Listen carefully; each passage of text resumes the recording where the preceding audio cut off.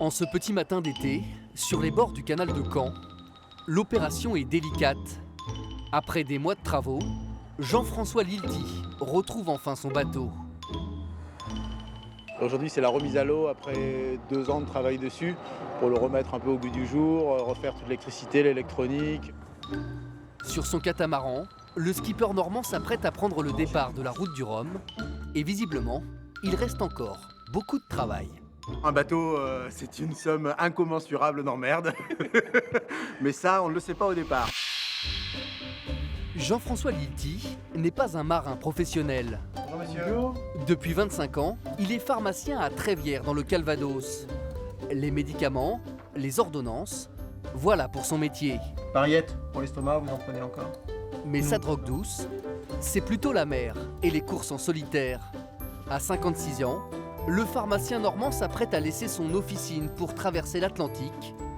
Destination, la Guadeloupe. Ils sont capables de gérer la boîte en mon absence. Donc, dans ce côté-là, je dois dire qu'il me déstresse beaucoup. Alors c'est quoi l'autre côté?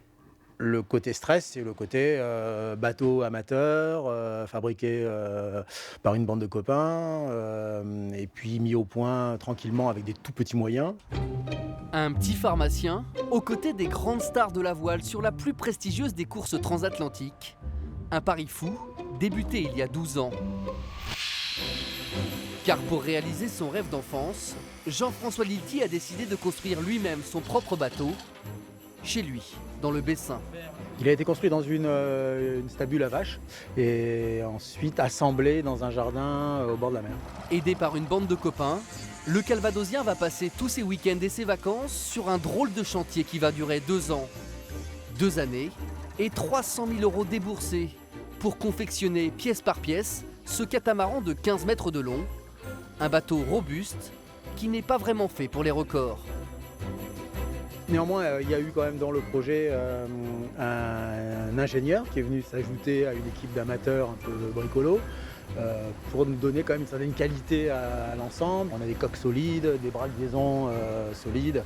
On a un catamaran qui devrait être capable de traverser plusieurs fois l'Atlantique sans souci, quoi. Et depuis 10 ans, Jean-François Lilti vit sa passion à fond sur son catamaran fait maison. Dès qu'il le peut, il sillonne les mers du monde. Un skipper amateur fasciné par l'océan qui s'apprête à défier pour la 2e fois la route du Rhum. La première, c'était en 2010. 18 jours de mer, une aventure éprouvante et quelques grosses frayeurs avec le bateau qui franchira finalement la ligne d'arrivée avec les 2 safrans brisés. 8 ans plus tard, Jean-François retourne donc sur la route du Rhum, en connaissant cette fois les dangers d'une telle traversée. Fatigue aidant, manque de sommeil. Et des fois, on se dit, mais c'est pas possible, quoi. Encore combien de temps comme ça, quoi. Ouais, surtout quand ça bastonne, qu'on est bien secoué, que la mer est dure, qu'il fait froid. Parce que l'hygrométrie ici, elle est de 100%, quoi. C'est encore pire qu'en Normandie. Le 4 novembre, le marin pharmacien sera l'un des 124 skippers engagés sur la course. Avec le plus petit budget de la flotte, il n'a qu'un seul objectif, finir et prendre du plaisir. J'envie pas forcément la vie professionnelle, obligé à un résultat, obligé de rentrer dedans, d'abîmer les bateaux pour arriver avant les copains.